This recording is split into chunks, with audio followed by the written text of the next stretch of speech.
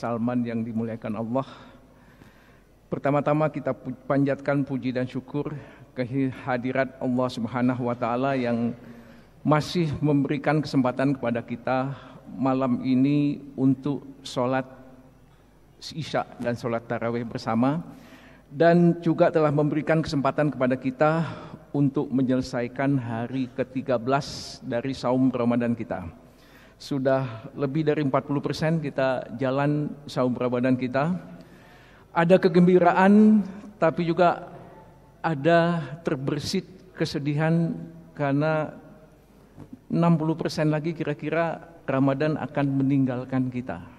Bulan yang penuh rahmat, penuh barakah, penuh dengan kelipat gandaan dari pahala yang diberikan Allah.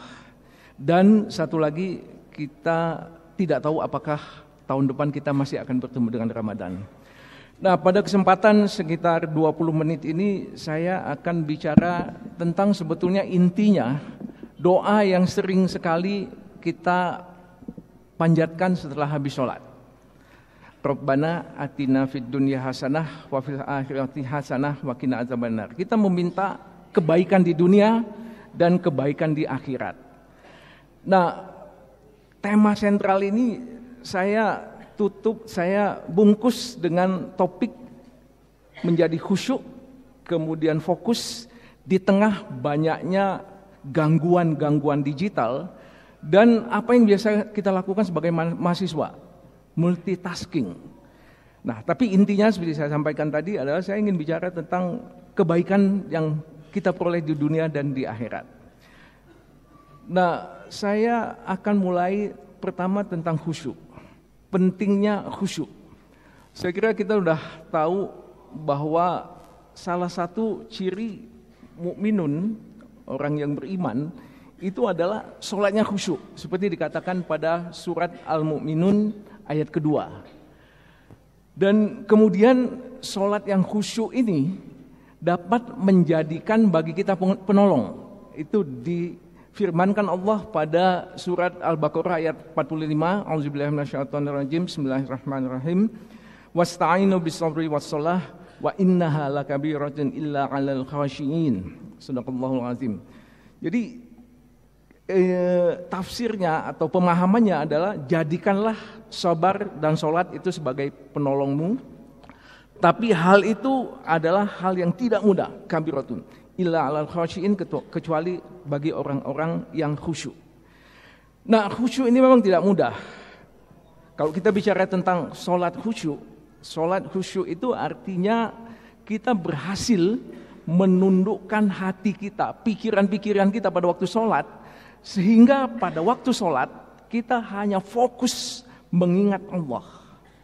Kemudian kita benar-benar memaknai, merenungi gerakan-gerakan kita pada waktu sholat.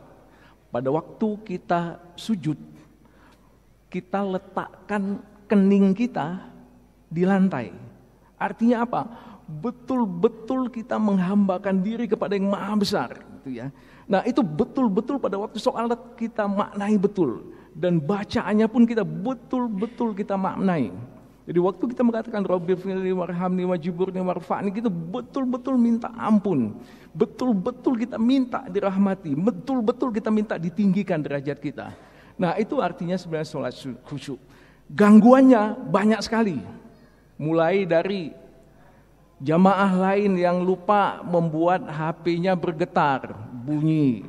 Wah, itu bisa membuat kekhusyukan kita hilang. Dan yang lebih banyak lagi terjadi adalah pikiran-pikiran kita itu diganggu oleh pikiran-pikiran yang bukan memaknai sholat. Misalnya kalau saya sebagai orang tua, bapak-bapak yang sudah menjadi orang tua, zaman kita sekolah dulu mau masuk SMP, itu mudah sekali. Saya lulus SMP bawa ijazah, lulus SD datang ke sekolah, daftar sendiri, tidak diantar orang tua. Tapi sekarang jangankan masuk SMP, masuk SD aja itu bukan orang tua, itu pikiran berat, itu bisa sampai ke bawah ke sholat gitu ya. Zaman orang tua saya ingat waktu saya masih kecil, itu punya rumah itu rasanya ya nggak gitu sulit-sulit amat. Zaman sekarang saya bekerja berpuluh-puluh tahun bisa baru beli rumah. Itu bisa masuk ke pemikiran kita waktu sholat gitu ya. Nah, yang ini nih yang sebetulnya yang banyak sekali mengganggu kita dalam waktu sholat, mengganggu kekhusyukan kita.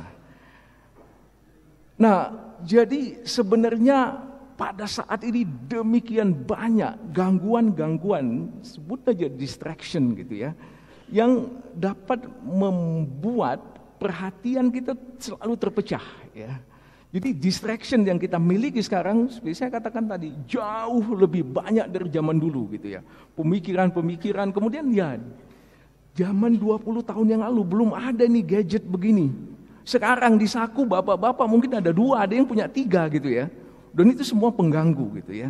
Nah, sebetulnya kemampuan atau skill, keterampilan untuk memberi perhatian, untuk fokus, itu adalah sesuatu yang sangat penting saat ini. Coba kita lihat bagaimana orang itu diganggunya dengan gadget yang dimiliki. Oh, suaranya mana? Oh, ini.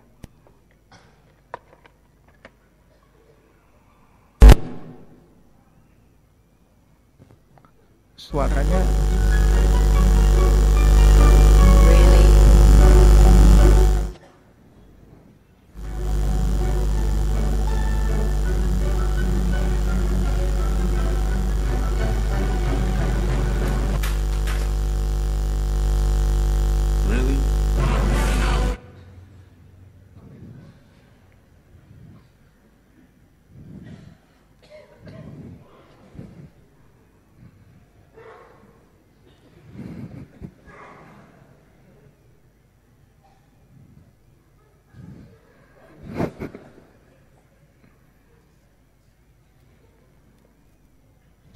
Oke, jadi ya itu memang iklan, tapi kalau kita perhatikan saat ini gangguan yang ditimbulkan oleh gadget itu luar biasa. Kalau Bapak Ibu lihat mahasiswa dalam kelas, itu perhatikan kalau kita pasang video, itu selama kuliah itu ada berapa orang yang kemudian HP-nya nggak bunyi gitu ya, tapi bergetar kemudian diambil gitu ya. Kemudian perhatikan Bapak Ibu kalau lagi rapat, itu berapa banyak orang yang kemudian berzikir gitu ya, begini gitu ya. Kemudian ada telepon diangkat sambil nunduk-nunduk gitu ya. Nah, itu demikian banyak gangguan yang kita alami saat ini. Nah, mengapa kita harus khusyuk? Tadi imam membacakan surat Al-Ma'un, fawailul lil musallin. Nah, jadi ini celaka gitu ya, kalau kita tidak khusyuk dalam sholat kita. Dan satu lagi, yang penting adalah dalam hadis dikatakan bahwa pada saat kiamat nanti yang pertama kali dihisap itu adalah sholat kita. Kalau sholatnya bagus, maka baru yang lain akan dilihat. Dia akan mendapatkan keuntungan apabila sholatnya baik. Apabila sholatnya rusak, maka dia akan menyesal dan akan merugi. Jadi demikian pentingnya sholat kita khusyuk untuk fil akhirati hasanah gitu ya. Nah, beberapa minggu yang lalu beredar di dunia maya, terutama di grup-grup WA, itu tentang Imam Masjidil Haram Syekh Suud Ash-Shuraim. Nah, beliau mengatakan bahwa pada saat ini kita itu sudah mengilahkan, membuat penting itu WA, Facebook, Instagram, yang menurut beliau itu adalah invasi terhadap pemikiran kita, menyerang akal kita, sehingga mendegradasi apa yang namanya silaturahim. Bapak Ibu yang punya grup WA, perhatikan pagi-pagi apa yang ada di sana. Selamat pagi Bapak Ibu, segala macam yang begitu-begituan. Bukankah itu mendegradasi? Dalam Islam silaturahim itu bukan begitu. Ada yang lagi yang lebih terdegradasi. Kalau ada yang meninggal, innalillahi wa inna ilaihi rajiun, kemudian Allahumma firlahu warhamhu, itu ditulis di grup WA. Tapi pada waktu yang meninggal ini akan dimakamkan, yang datang sedikit sekali. Kenapa kita betul-betul mendegradasi bahwa kalau ada yang meninggal kita sebaiknya takziah gitu ya. Ini kita sudah merasa cukup dengan mengirim di WA kita. Sebetulnya esensinya mendoakan yang meninggal itu antara kita dengan Allah gitu ya. Kenapa kita harus tulis di WA kita? Allahumma firlahu gitu ya.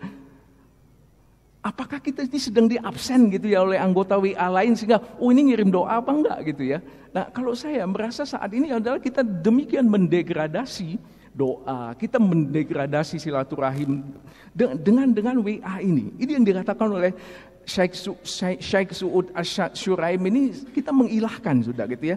Dan demikian mudahnya kita menggibah lewat WA, menceritakan kejelekan orang, itu dengan demikian mudah itu akan beredar kemana-mana gitu ya. Dosanya akan berlipat-lipat. Ya. Kalau seseorang lupa bawa HP, kalau pergi, waduh, itu kelihatan seperti ketinggalan setengah dari otaknya, betul nggak gitu ya? Wah, gelisah gitu ya. Kemudian Syekh ini mengatakan, demi Allah, siapa yang akan menjadi teman kita nanti di kubur? Karena HP ini di dunia ini kan HP kemana-mana dibawa gitu ya. Sampai sholat juga dibawa.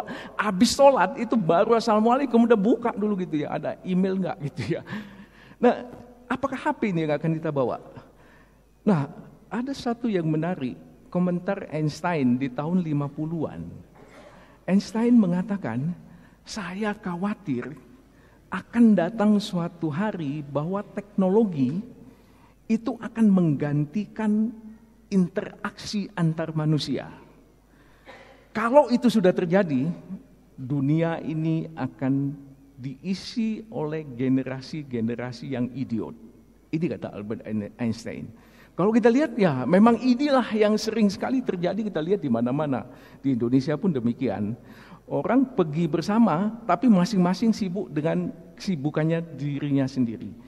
Nah, ini adalah bagian pertama dari apa yang ingin sampaikan, fil akhirati hasanah. Jadi kalau kita ingin memperoleh kebaikan di akhirat, sholatlah dengan khusyuk. Nah, bagian kedua saya akan cerita tentang bagaimana kita memperoleh kebaikan di dunia. Daniel Goleman ini adalah penulis beberapa buku yang terkait dengan emotional intelligence. Buku dia yang terakhir itu adalah tentang fokus, bagaimana kita memfokuskan perhatian kita. Nah, berdasarkan sejumlah penelitian, kalau mau fit dunia hasanah, maka kemampuan apa yang harus dimiliki? Menurut Daniel Goleman, kesuksesan dunia itu salah satunya ditentukan oleh kemampuan untuk berkonsentrasi. Dan kemampuan untuk konsentrasi ini adalah satu prediktor dari sukses yang sangat kuat hubungannya. Orang yang mampu berkonsentrasi tinggi, kemungkinan dia sukses dalam hidupnya tinggi. Nah, ini dikatakan oleh Daniel Goleman berdasarkan sejumlah penelitian. Jadi atlet-atlet yang akan bertanding itu sehari sebelum bertanding itu dites kemampuan dia konsentrasinya. Apakah dia punya gangguan masalah-masalah keluarga, apa-apa sehingga dia membuat tidak konsentrasi. Kalau itu terjadi, maka kemungkinan dia menang itu akan turun. Kalau dia mampu berkonsentrasi tinggi, maka kemungkinan dia menang itu tinggi juga. Nah, ada satu penelitian yang panjang dilakukan di New Zealand. 1.000 anak umur SD itu dites kemampuan konsentrasinya. Tes ini 8 tahun, sejumlah anak dites, 1.000 tadi. Nah, setelah mereka berumur 32 tahun dan seterusnya, kemudian mereka itu ditrace lagi. Kemudian dilihat bagaimana kehidupannya. Ini yang kemudian membuat Daniel Goleman itu menyimpulkan bahwa orang-orang, anak-anak tadi yang dites, yang punya kemampuan konsentrasi tinggi, itu mereka hidupnya sukses. Jadi fit dunia hasanah itu adalah tergantung dari kemampuan berkonsentrasi, salah satunya ya. Nah, saya ingin menunjukkan sejumlah hasil penelitian tentang bagaimana mahasiswa itu belajarnya. Bagaimana konsentrasi mahasiswa itu diganggu habis-habisan oleh sejumlah distraction yang timbul dari gadget yang kita pakai. Nah, ini satu penelitian, saya baca ini dari suatu laporan yang merupakan kumpulan dari hasil penelitian, di bawah itu nama laporannya, Hechinger Report. Ini memuat sejumlah penelitian tentang pembelajaran yang dipengaruhi oleh gadget ini. Ada 263 siswa SMP, SMA, dan mahasiswa yang udah janjian dulu akan diamati. Jadi dia belajar di kamarnya, kemudian di belakangnya duduk seorang observer. Observer ini setiap satu menit mencatat apa yang dilakukan oleh si siswa atau mahasiswa ini selama 15 menit. Ternyata dari 15 menit pengamatan, mahasiswa ini belajarnya 65% aja dari waktu tersebut, waktu 15 menit tersebut. Sisanya itu sibuk. Oh, ada telepon berdering. Oh, lihat layar komputernya, balas email. Wah, segala macam. Bayangkan, itu 15 menit pertama 65%. Bayangkan kalau 15 menit kedua, pasti konsentrasi belajar udah turun, makin banyak lagi waktu yang tidak dipakai untuk belajar. Itu belajar di rumah. Kemudian ada lagi penelitian dilakukan di satu universitas, University Vermont, itu mahasiswanya itu memang pakai laptop di kelas, tapi kemudian dosennya itu minta izin ke mahasiswanya untuk memasang software yang kemudian mengukur apa saja yang dilakukan oleh mahasiswa dengan komputer itu. Ternyata selama waktu kelas itu, mahasiswa menggunakan software yang tidak terkait dengan perkuliahan itu 42% waktunya. Jadi sekitar 60% mahasiswa itu memperhatikan, sisanya mahasiswa nggak memperhatikan, menggunakan komputernya untuk hal-hal yang lain. Kemudian ada satu lagi penelitian yang dilakukan di St. John University di New York. Beberapa orang observer itu duduk di kelas memperhatikan apa yang dilakukan oleh mahasiswa. Ternyata mahasiswa yang menggunakan lebih dari setengah waktunya itu untuk hal-hal yang tidak terkait kuliah, itu jumlahnya mendekati 60%. Jadi demikian banyak mahasiswa yang kemudian melakukan hal-hal lain yang tidak terkait dengan kuliahnya.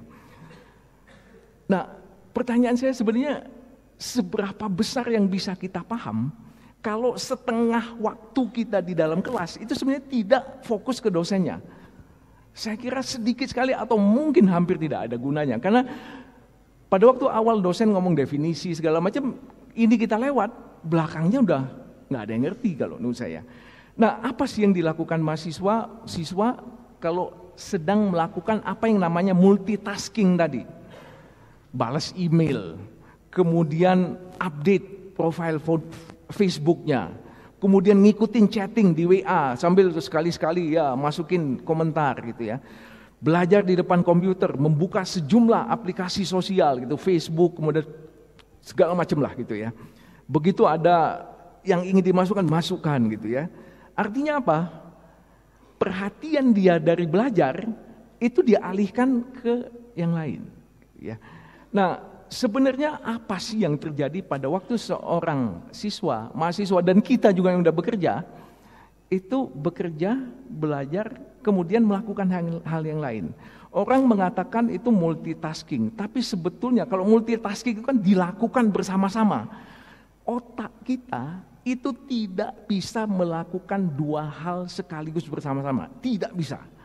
Yang dilakukan otak kita adalah yang namanya continuous partial attention. Jadi kita sebetulnya memberikan perhatian parsial terhadap satu kegiatan karena melakukan yang lain. Jadi tiap kali kita melakukan partial attention. Jadi kita balik dari satu ke yang lain dengan semuanya partial attention. Nah, apa yang terjadi kalau kita melakukan partial attention itu? Misalnya menulis laporan praktikum sambil menulis SMS. Itu kan dua hal yang caranya beda, bahasanya juga beda.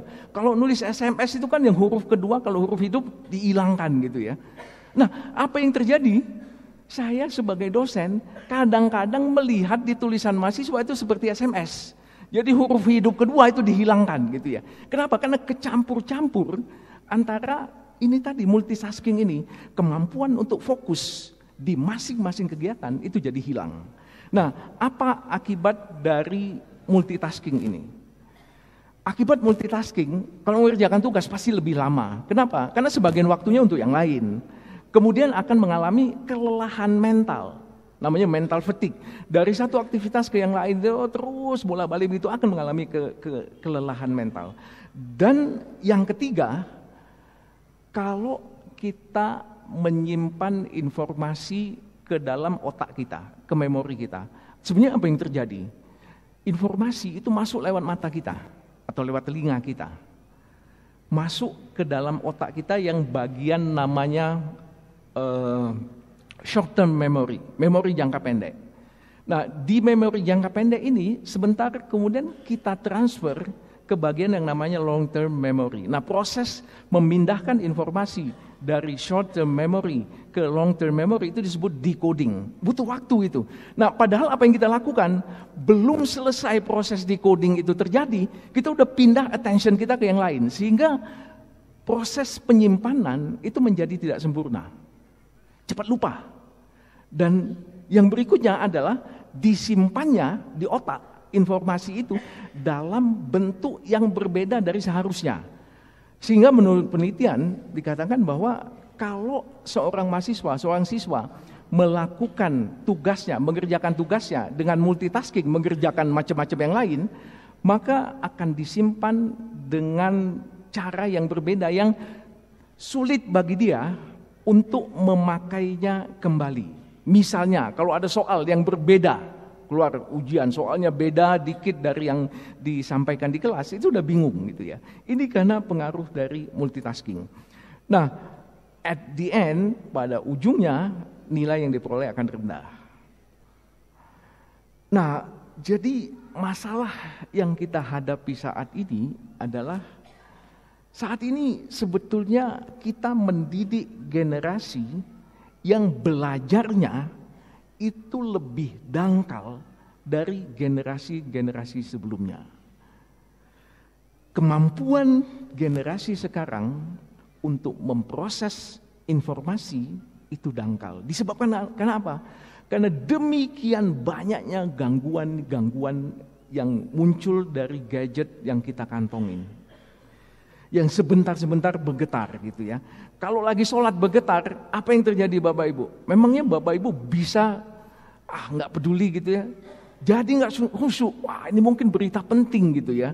Pasti terbersit. Kalau saya itu biasanya kalau sholat udah HP udah jangan ada di saku gitu ya. Karena itu distraction. Nah, sebetulnya kalau kita bicara tentang berhasil secara akademik, kita harus bisa mengabaikan godaan-godaan digital itu pada waktu kita belajar. Saya bisa paham gitu ya, bahwa ada keinginan sebentar-sebentar lihat HP kita, betul nggak? Sebentar-sebentar mau lihat gitu ya. Nah, kita harus bisa mengabaikan keinginan untuk melakukan itu pada waktu kita belajar. Nah, sampai seorang penulis menyimpulkan katanya kita tuh harus coba melakukan tes lagi ke generasi muda kita. Ada yang namanya marshmallow test. Marshmallow test ini tes yang dilakukan tahun 60-an itu oleh seorang profesor, saya nggak ingat persis, dari university mungkin Harvard gitu ya. Dia menguji, ngetes anak-anak kecil umur-umur TK SD. Anak-anak kecil ini dimasukkan satu ruang, satu persatu, dimasukkan satu ruang, kemudian mereka ditawari. Di Amerika tuh anak kecil tuh senang sekali marshmallow yang bentuknya seperti kapas manis-manis. Dikatakan kepada anak-anak itu, masing-masing satu orang itu dari satu kamar, kalau kamu bisa menahan enggak makan marshmallow ini selama saya pergi, maka kamu akan dapat 2. Tapi kalau kamu langsung makan, waktu saya pergi, kamu cuma dapat 1 marshmallow. Ternyata setelah sekian puluh tahun, anak-anak ini kemudian berumur 40 tahun, ditrace lagi, ternyata anak-anak yang mampu untuk menahan dirinya, untuk tidak makan marshmallow, tidak menerima gratifikasi cuma 1, tapi dia tunggu sampai gurunya atau orang dewasa itu datang lagi, maka anak-anak itu ternyata anak-anak yang dalam hidupnya sukses. Anak-anak yang tidak dapat menahan diri dengan diratifikasi ngambil marshmallow ini, ternyata mereka pada waktu remajanya itu mabuk-mabukan, kemudian banyak melakukan kenakalan remaja. Jadi kira-kira begini marshmallow test yang dilakukan tahun-tahun 60-an yang lalu.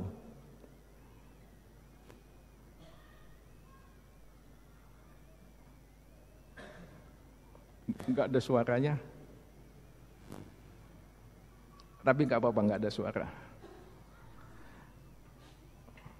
Jadi ini satu anak dikatakan kepada dia, ini marshmallow, kalau kamu bisa menahan tidak makan marshmallow ini selama saya pergi, maka kamu akan dapat 2. Kemudian si anaknya ditinggalkan sendiri di ruang itu dengan marshmallow.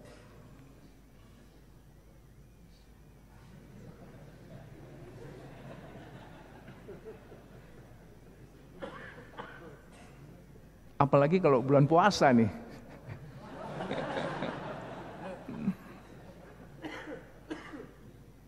Ini kameranya kamera tersembunyi.